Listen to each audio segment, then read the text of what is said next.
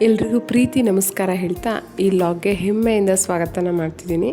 ಯಾಕೆ ಅಂತ ಅಂದರೆ ಇವತ್ತು ನಾನು ತುಂಬ ಹೆಮ್ಮೆ ಪಡೋ ದಿನ ಅಂತಲೇ ಹೇಳ್ಬೋದು. ಮನೇಲಿ ಕೂಡ ಅಷ್ಟೇ, ಅದು ಎಷ್ಟು ಸತಿ ಈ ವಿಚಾರದ ಬಗ್ಗೆ ಮಾತಾಡಿದ್ದೀನಿ ಅಂತ ಅಂದರೆ, ಇವತ್ತು ನಾನು ಹೋಗಿದ್ದು ಚಿಕ್ಕಮಂಗ್ಳೂರಿಗೆ ನನ್ನ ಸ್ಟೂಡೆಂಟ್ ಅಂತ ಹೇಳ್ಕೊಳ್ಳೋಕ್ಕೆ ಹೆಮ್ಮೆ ಪಡೋ 4th ಬ್ಯಾಚ್ ದ್ರಾಕ್ಷಾಯಣಿ ಅವರ ಸಲೂನ್ ಓಪನಿಂಗ್ ಹೋಗಿದ್ದು ಚಿಕ್ಕಮಂಗ್ಳೂರಿಗೆ.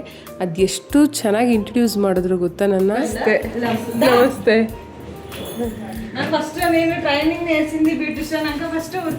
ಇಷ್ಟನ್ನು ಕೇಳಿಸ್ಕೊಂಡ್ಮೇಲೆ ನನಗೆ ಖುಷಿ ಆಗದೆ ಇರುತ್ತಾ?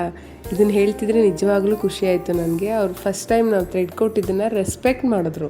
ಅದು ನನಗೆ ಗೊತ್ತಾಯಿತು. ಅವ್ರು ಬೇರೆ ಬೇರೆ ಕಡೆ ಹೋಗಿ ಬೇರೆ ಬೇರೆ ಕೋರ್ಸ್ನ ಕಲ್ತ್ಕೊಂಡು ಬಂದಿದ್ರು ನಮಗೆ ತುಂಬ ರೆಸ್ಪೆಕ್ಟ್ಫುಲ್ಲಾಗಿ ನಮ್ಮ ಜೊತೆ ತುಂಬ ಗೌರವದಿಂದ ನಡ್ಕೊಂಡ್ರಲ್ಲ, ಅದು ಇನ್ನೂ ಖುಷಿ ಆಯಿತು.